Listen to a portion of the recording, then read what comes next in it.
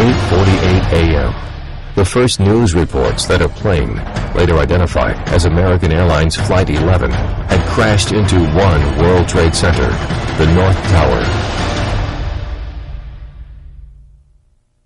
Good Morning America is interrupted at 8:51 a.m. as Diane Sawyer announces an explosion at the World Trade Center. Now, by the entire ABC network. Good Morning America was in progress in the East Coast and the Midwest, but we're joined by the entire network just to show you some pictures at the foot of New York City. This is at the World Trade Center. Obviously a major fire there, and there has been some sort of explosion. We don't fully know the details. There is one report, as of yet unconfirmed, that a plane has hit the World Trade Center, and you can see that there is smoke there coming out of at least two sides of the building. And as you said, there are two towers, the tallest structures in Manhattan, on the island of Manhattan. We're trying to get people on the telephone to see what more we can learn. We have no idea if it was a plane. Was it in any sense deliberate? Was it an accident? It does seem to be that there is considerable and truly terrifying damage on some of those floors at the top. At 9:03 a.m., United Airlines Flight 175 crashes into two World Trade Center, the South Tower.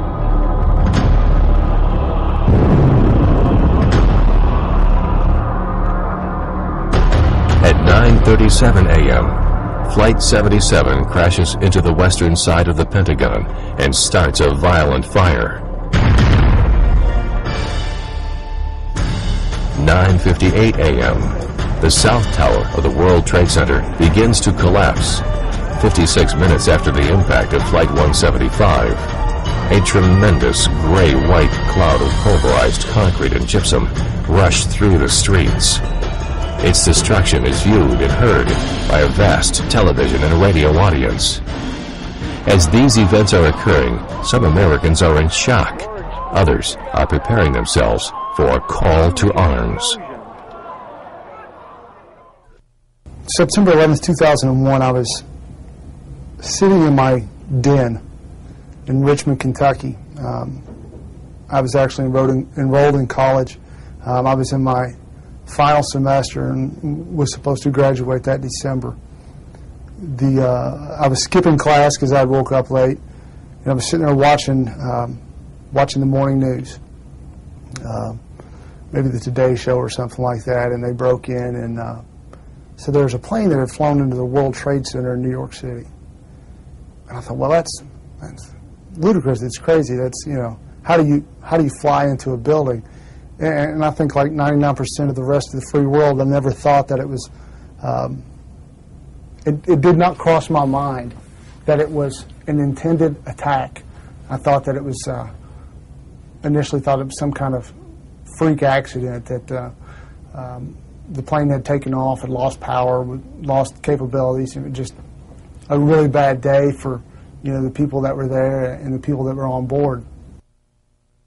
And I was actually in my co-op job when the first plane hit the towers, and I actually worked in airline finance. So that's a big deal because, you know, UPS is an airline. So, you know, my girlfriend, you know, wife now called, hey, a plane hit the World Trade Center. I'm like, you know, that's odd, you know, bad day for that pilot, you know, that's pretty weird.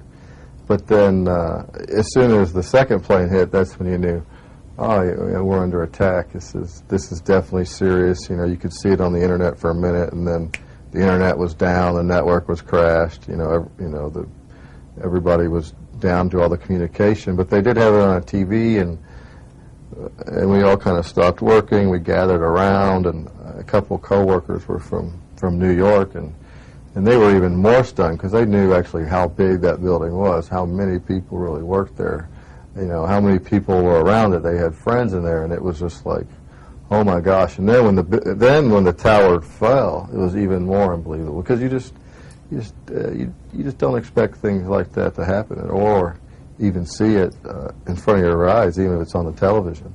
So you know, planes started getting grounded. We were trying to find places for pilots to stay. You know, we didn't, you know, basically we're trying to account for all of our airplanes and get the pilots lodging, and you know, nobody knew when the planes would be able to fly again. So it was almost, we're doing some emergency planning there for the UPS pilots and operations, but we were still focused on the, the shock of the towers and the smoke and everything that was billowing out. It was just, you just couldn't believe it. There aren't any words for it. I lived with my brother at the time, who was also a Marine, and we were sitting there watching it, and because it drew you in. It was like a train wreck almost. You couldn't help but watch it at that point. And then, as we're sitting there watching TV, you see the second plane fly into the tower. And at that moment, I knew that my life had forever changed. I knew that the face of the country had forever changed. September 11th, 2001, I had just flown back from D.C. the night before, and I remember, driving past the Pentagon just like every other time I had done that on the way to the airport. That morning, I went out to run with a fellow company commander of mine, and we're obviously 3 hours back, so it was probably, I forget what time things happened, but it was, 6 o'clock in the morning, and we get back from our run, and I remember stretching, and somebody came out and said what happened, and I think we all were just like, what are you talking about? It's not computing, it's not even possible. For the Marines, shock turned to anger. All across America, active duty and reservists began calling in, seeking the orders they knew were to follow. When, we saw the attack on the World Trade Center, it was like, oh, this is serious. This is going to be go time for us. This is probably, our game time. You get activated for 2 years later, so it's almost like a long, drawn-out engagement, if you will. But as soon as it sank in that we were under attack, we were already began mentally preparing ourselves for war, for lack of a better term. My buddy, Andy Walker, his mom was a flight attendant or a stewardess based out of Boston.